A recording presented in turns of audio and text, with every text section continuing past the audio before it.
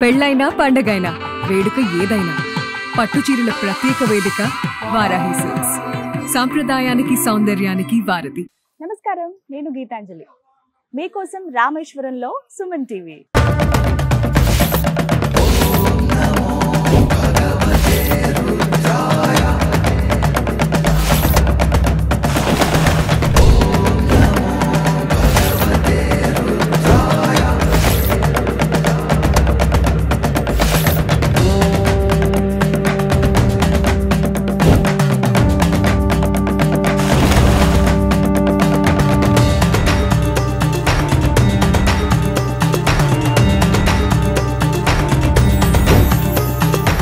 రామేశ్వరంలో Suman TV.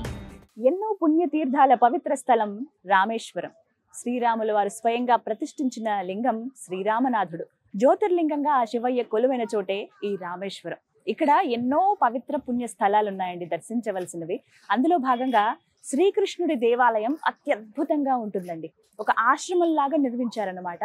అందులోనూ రామతీర్థం పక్కనే ఉండటం అనేది అటు రాముల వారిని కృష్ణుల వారిని దర్శించుకున్నటువంటి భాగ్యం కూడా దక్కుతుంది.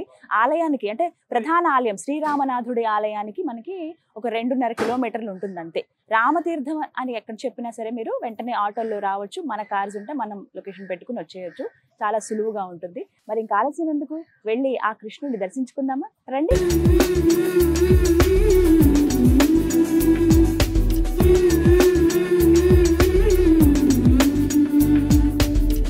ఎంత సుందరమైన ఆశ్రమం అండి. ఇదంతా కూడా శ్రీ వల్లభనిధి ట్రస్ట్ ఆధ్వర్యంలో ఉంది. శ్రీ పుష్టి దక్షిణ్ వ్రజధామ్ అంటారు. అంటే మనకి తెలుసు కదా, శ్రీకృష్ణ భగవానుడు ఆయన తిరిగినటువంటి ప్రదేశం అంతా కూడా ఒక బృందావనంగా మనం చూస్తే వ్రజవాసులు అని అంటారు. మనకి ఎక్కడైతే బృందావనం ఆయన తిరిగినటువంటి ప్రదేశం గోకులం ఎక్కడైతే ఉందో ఆ ప్రదేశాన్ని, అయితే ఆయన ఎక్కడున్నా కూడా అది బృందావనమే కదా. అందుకే శ్రీకృష్ణుల వారి సన్నిధి ఎక్కడున్నా కూడా అది బృందావనం కింద చూస్తారనమాట. ఆయన మీద ప్రేమతో, ఆయన మీద భక్తితో ఎన్నో ఆశ్రమాలను నిర్వహించారు. అయితే వీరికి ప్రత్యేకించండి శ్రీ మహాప్రభుజీ భాయితక్జీ అంటారు. ఇక్కడ శ్రీకృష్ణుల వారు ఇలా మనకు కనిపిస్తారనమాట. ఇక్కడ మనం ఏమేమి దర్శించుకోవచ్చో ఇక్కడ క్లియర్ గా పెట్టారు చూడండి. ఒక బోర్డులో మనం చూడొచ్చు. ఇక్కడ శ్రీనాథ్జీ, అలాగే శ్రీ మహాప్రభుజీ బైఠక్ దర్శన్, మనం వారిని దర్శనం చేసుకోవచ్చు. అలాగే ఇక్కడ ఇంకేమి ఉంటాయంటే శ్రీ గిరి గోవర్ధన్ దర్శనం. గోవర్ధనగిరి శ్రీకృష్ణ వారు ఎత్తినటువంటి ఆ గోవర్ధనగిరి మనం అక్కడ దాకా వెళ్ళకపోయినా ఇక్కడే మనం దర్శించుకోవచ్చు. అలాగే భాగవత్ కథ మండపం, ఇక్కడ భగవద్గీత పారాయణం చేస్తారన్నమాట. దానికి సంబంధించి ఒక మండపం కూడా ఉంటుంది, ఆ మండపం. అలాగే కీర్తన మండపం, అలాగే స్వామివారిని కీర్తిస్తూ భజనలు చేసేటువంటి మండపం ఉంటుంది, ఆ మండపం కూడా. అలాగే యాత్రి నివాస్, ఎవరైనా యాత్రికులు వచ్చినప్పుడు వీరికి సంబంధించి, అంటే గుజరాత్ వారు వీరికి సంబంధించినటువంటి యాత్రి నివాస్ ఉంటుంది. అలాగే వచ్చిన వాళ్ళు భోజనం చేసేందుకు క్యాంటీన్, ఇవన్నీ కూడా అందుబాటులో ఉంటాయన్నమాట.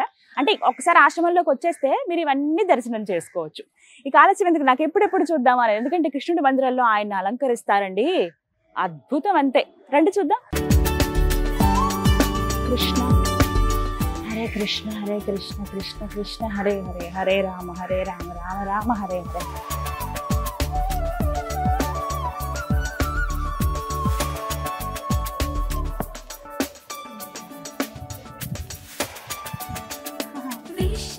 నవ్వుతున్నాడు చక్కగా. కృష్ణ కృష్ణ హరే కృష్ణ కృష్ణ కృష్ణ హరే హరే, హరే రామ రామ.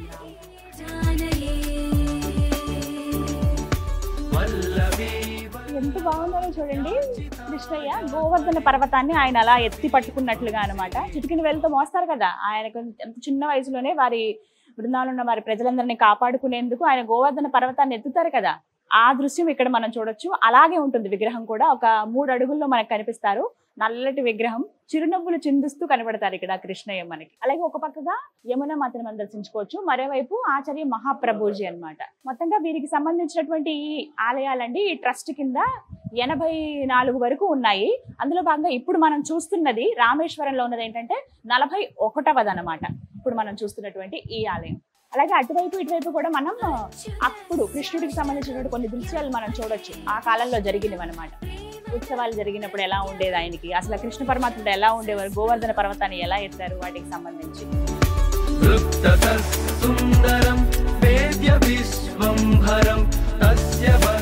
ఉన్నాయి కదా. సిమ్మి కృష్ణయ్య అప్పట్లో ఎలా ఉండేది బృందావనం. తర్వాత అంటే వివాహం తర్వాత ఆయన ద్వారకాకి వెళ్ళిపోతారు కదా. అప్పట్లో వాళ్ళ కట్టుబొట్టు ఇలా ఉండేవి. రథం చక్కగా కూర్చున్నారు చూడండి కృష్ణయ్య, ఎంత బాగున్నాయో.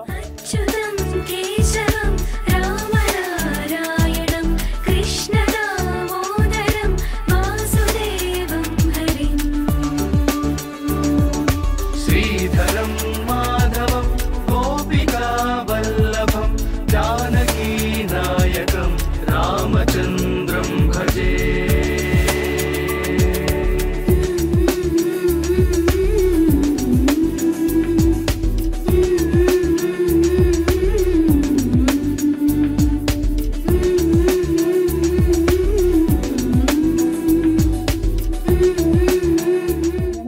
ఉన్నారు కృష్ణయ్య, ఎక్కడికి వెళ్ళినా భలే అనుగ్రహిస్తారండి. ఇదిగో ప్రసాదం అందజేశారు, అలాగే వస్త్రాన్ని కూడా కప్పారు. అదృష్టమే ఇది నిజంగా. కృష్ణయ్యకి మధురాలు అంటే చాలా ఇష్టం కదా, స్వీటే ఉంటుంది దాదాపుగా. చూద్దాం ఏం ప్రసాదం ఇచ్చారో మనకి. ఓ కృష్ణయ్య తినే ఆ స్వీట్ నా కోసం మీకు చూపిస్తాను ఒకసారి. లడ్డూలు, అలాగే ఇవి ఒక రకమైన మనకి బాదుషా ఎలా ఉంటుందో అలాగా మైదాపిండితో తయారు చేసి పాకంలో వేస్తారనమాట. అవి ఇవి లడ్డూలు, మహాప్రసాదం ఆయన కృష్ణ శ్రీకృష్ణ. మనము ఎక్కడికైనా ఇలా కృష్ణ టెంపుల్కి వెళ్ళినప్పుడు ఫస్ట్ మనం గమనించామంటే ఒక్క ఆయన దేవాలయం మాత్రమే, లేకపోతే ఆయన విగ్రహం మాత్రమే ఉండదు. రాధాదేవి సమేతంగా ఉంటారు, లేకపోతే అష్టభార్యల సమేతంగా ఉంటారు. అలాగే చుట్టూ కూడా ఒక బృందావనం లాగా ఉంటుంది. ఇలా ఆయన ఇలాగే ఇష్టపడతారట. అందులోనూ అలంకార ప్రియుడు కదా. ఒకసారి ఆయన విగ్రహాన్ని మళ్ళీ చూపిస్తాను చూడండి. మనకు పర్మిషన్ కూడా ఇచ్చారు తీయండి అని చెప్పి, తీసుకోవచ్చు నో ప్రాబ్లం అని చెప్పి. ఇలాంటి వీరి ట్రస్ట్ కింద ఇలాంటి దేవాలయాలు, అంటే ప్రధానమైన దేవాలయం ఉదయపూర్లో ఉందండి. అక్కడి నుంచి చూసుకుంటే దగ్గర దగ్గర 84 ఇలా దేవాలయాల కింద కట్టారనమాట ప్రతి చోట ముఖ్యమైన ప్రదేశాల్లో. రామేశ్వరంలో మనం చూసేది 41వది. ఎప్పటికప్పుడు టైమింగ్స్ ప్రకారంగా అన్ని జరుగుతాయి. ఎప్పుడెప్పుడు ఏం జరుగుతాయి అనేది నాకు ఇక్కడ ఇచ్చారనమాట లిస్ట్. మంగళహారతి ఉంటుంది పొద్దున 7 నుంచి 7:30 వరకు. అలాగే శృంగార ఆయన అలంకరిస్తారట చక్కగా 9 గంటల నుంచి 10 గంటల వరకు. రాజభోగం ఉంటుంది 11 నుంచి 12 గంటల వరకు. ఉత్తాపన ఉంటుంది 4 నుంచి 4:30 వరకు. మళ్ళీ భోగాన్ని సమర్పిస్తారు. అంటే కృష్ణయ్యకి ఒక 2-3 దపాలుగా ఉంటాయి. కొన్ని చోట్ల 6 సార్లు భోగం సమర్పిస్తారు కదా, అలాగే 5 నుంచి 6 గంటల వరకు ఉంటుంది. ఇక శయనహారతి ఉంటుంది 6:40 నుంచి 7:30 వరకు. ఇంకా ఆ తర్వాత ఆయన నిద్రపుచ్చుతారనమాట. ఇక్కడ మనకు కనిపించేది ఏంటంటే గోవర్ధన పర్వతాన్ని ఎత్తినట్లుగా ఆయన కనపడతారు మనకి. బాగున్నారు అలంకారం, నల్లటి విగ్రహం కదా. ఇంకా అందులో ఆయన చిరునవ్వు కూడా చాలా క్లియర్ గా కనపడుతుంది. తేరుపార దగ్గరికి చూడండి, మీరు ఒకసారి మీ వీడియోని మీరు పాజ్ చేసుకుని చూడండి. ఆయన విగ్రహం చూపించినప్పుడు అంత అందంగా కూడా అలంకరణ. అలాగే మంగళహారతి సమయాన్ని కరెక్ట్ గా మేము వచ్చాము. హారతి ఇస్తున్నప్పుడు ఆ ముందు హారతి ఇచ్చే ముందు ఆయన అలంకరణ ఆయనకి చూపిస్తారు అద్దంలో. చూసారా గురుగారు ఎలాగా అద్దంలో చూపిస్తున్నారు ఆయనకి పూర్తిగా ఆయన అలంకారం ఎలా ఉందో ఆయన చూసుకుంటే ఇష్టపడతారట. ఆయన అలంకారం ఎలా ఉందో చూసుకోవటానికి. యశోదమ్మ అంత ముద్దుగా తయారు చేశారు చిన్నప్పటి నుంచి. ఇవన్నీ అసలు పెట్టింది ఆవిడే కదా. నెమలి పెట్టడం కానీ, లేకపోతే ఆభరణాలు మెడకి, అలాగే నడుముకి వడ్డానం కానీ, ఇవన్నీ అలంకారాలు ఆయనకు ఉంటాయి. చేతిగా ఫ్లూట్ ఆయనకి అందం, ఇలా ఇవన్నీ కూడా. ఆయన వస్త్రాలు గుజరాత్ అండ్ నార్త్ సైడ్ చాలా బాగా అలంకరిస్తారండి కృష్ణయ్యని. మనమైతే పంచతోని ఇలా వరకు మాత్రమే మనం చూస్తాం కానీ ఆభరణాలు అవన్నీ వేసి. అక్కడ ఒక డ్రెస్ ఉంటుంది కదా, గుజరాతీ స్టైల్ అని అంటారు, అలాంటి డ్రెస్ వేస్తారనమాట. ఇక్కడ కూడా అదే డ్రెస్ నేను చూశాను, మొత్తం ఆభరణం పూర్తిగా వేసినట్టుగా. 3 అడుగుల్లో ఉన్న మూర్తికి 3 అడుగుల ఆభరణాలు కూడా ఉన్నాయండి. ఎంత చక్కగా ఉన్నారు. మీరు వస్తే మాత్రం అంటే ఒకటే చెప్తాను, రామేశ్వరం వచ్చినప్పుడు కేవలం మీరు ధనుష్కోటి, ప్రధానంగా రామనాథ స్వామిని దర్శించుకుంటారు. తర్వాత ధనుష్కోటి, లేకపోతే ఏమైనా 2-3 తీర్థాలే కాకుండా ఇక్కడ దగ్గర దగ్గర ఒక 60 తీర్థాలు ఉంటాయి ఆలయంలో ఉన్న తీర్థాలతో కలిపి. అందులో భాగంగా రామతీర్థం ఎంతో పుణ్యమైనది, ఎంతో ప్రధానమైనది కూడా, అందరూ దర్శించుకోవాలి. ఆ రామతీర్థం దగ్గరే మీకు కృష్ణ దేవాలయం ఉంటుంది, వచ్చి మీరు కూడా దర్శనం చేసుకోండి. అలాగే దేవాలయం ఒకటే కాదండి, ఇటుపక్క గోవర్ధనగిరి పర్వతం ఇది కావచ్చు, ఆ నమూనాను మనం చూడొచ్చు. అలాగే ఒక భగవద్గీత ధ్యాన మందిరం కానీ, ఇవన్నీ చూద్దాం. ఇక వెళ్దామా మరి, పదండి అవి కూడా చూద్దాం. గోవర్ధన గిరి ఇప్పుడు మనం దర్శించుకోబోతున్నామండి. ఇంత పెద్ద పర్వతాన్ని ఎత్తారా ఆయన, అద్భుతం అసలు. అలా ఒక ప్రదక్షిణ చేసి మనం చూడొచ్చు. నేనైతే వెళ్ళలేదు అక్కడి దాకా, ఇంకా అదృష్టం కలగలేదు నాకు గోవర్ధన పర్వతాన్ని,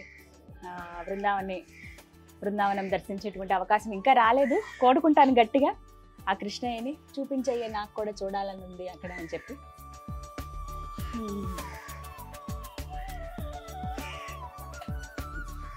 కొంతమంది గోవర్ధనగిరి ప్రదక్షిణ కూడా చేస్తారండి, ఎన్నో కిలోమీటర్లు ఉంటుంది. అంటే చుట్టూ ఆ వ్రజవాసులే కదా ఉండేది, అప్పటి వాళ్ళే అలా అలా అలా అలా తరతరాలుగా ఉంటూ వచ్చారు. చాలా ఫ్రెండ్లీ పీపుల్ అంట. నేను ప్రణవానంద ప్రభుజీ నాకు చెప్పారనమాట, అసలు ఎంత అద్భుతంగా ఉంటుందో, అదొక అదృష్టం రావటం మాతాజీ అని చెప్పేవాళ్ళు. చూద్దాం మరి ఆయన అన్నట్టుగా ఆ కృష్ణ అనుగ్రహం ఉండి వెళ్తానేమో. చెప్తారు కదా, గోవర్ధన పర్వతాన్ని 7 రోజుల పాటు ఆయన ఎత్తి అలా పట్టుకున్నారట చిటికెన వేలు పైన. చిన్నవాడే కదా ఆయన కూడా, ఆ వయసులో అసలు తన ప్రజల్ని కాపాడుకునేందుకు ఆయన ఆ పర్వతాన్ని అలా చిటికెన వేలు పైన ఇలా పెట్టుకుని 7 రోజుల వరకు అలా ఉంటారంట. అంతా కృష్ణమాయ, అంతా ఆయనే చేయగలడు, ఇంకెవ్వరూ చేయలేరు. అది మొత్తానికి బృందావనం, ఆ బృందావన గిరి ఏదైతే ఉందో గోవర్ధనగిరి, అది ప్రదక్షిణ అయితే చేసుకోగలిగాము. మీరు ఇక్కడికి వచ్చినప్పుడు ఖచ్చితంగా ఇక్కడికి వచ్చి ఒక ప్రదక్షిణ చేసి దండం పెట్టుకోవచ్చు. ఇది శ్రీ కథామండపం అండి. భగవద్గీత పారాయణాలు ఇక్కడ జరుగుతాయి. ఇక్కడ ఏంటంటే తీర్థానికి ప్రత్యేకంగా, తీర్థస్థలం కదా, రామతీర్థం ఉంది, రాముల వారి దేవాలయం ఉంటుంది, అలాగే కృష్ణుల వారి దేవాలయం కూడా. ఏంటంటే వివిధ ప్రాంతాల నుంచి వచ్చిన వాళ్ళు కొంతమంది ఇక్కడ కొన్ని రోజుల పాటు గడిపి కీర్తనలు భజనలు చేసుకుని స్వామి అనుగ్రహం పొంది వెళుతూ ఉంటారు. అలాగే గుజరాత్ అహ్మదాబాద్ నుంచి కొంతమంది వచ్చారండి, 800 మంది అట వారు ట్రైన్లో వచ్చారు. 800 మంది 8 రోజుల పాటు రామేశ్వరంలో గడుపుతారు సంవత్సరానికి ఒకసారి. అంటే దసరా అయిపోయిన తర్వాత వచ్చే పౌర్ణమి నుంచి వాళ్ళు ఈ మాసంలో, కార్తీక మాసంలో వాళ్ళు వస్తారట.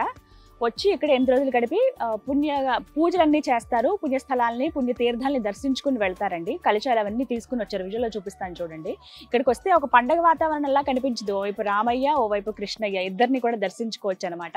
మొత్తంగా ఇక్కడ కూర్చుంటే ఇక ఒక రోజంతా ఇక్కడే ఉండిపోవచ్చు అనే భావన కలుగుతుందండి. ఆయన హారతులు చూడొచ్చు, ఆయన అలంకారం చూడొచ్చు, అలాగే వివిధ ప్రదేశాల నుంచి వచ్చిన వాళ్ళు, వివిధ రాష్ట్రాల నుంచి వచ్చిన వాళ్ళని మనం ఇక్కడ గమనించవచ్చు. మొత్తంగా రామేశ్వరం టూర్ అనేది ఎన్నెన్నో జన్మల పుణ్యఫలం అనే చెప్తానండి. సాధారణంగా జ్యోతిర్లింగం అనగానే మనం ఒక శివయ్యనే చూస్తాం, ఇది విష్ణుమూర్తికి సంబంధించిందంటే ఆయన మాత్రమే చూస్తాం. కానీ రామేశ్వరం ప్రత్యేకతే అది, శివకేశవులు ఇద్దరిని మనం దర్శించుకోవచ్చు.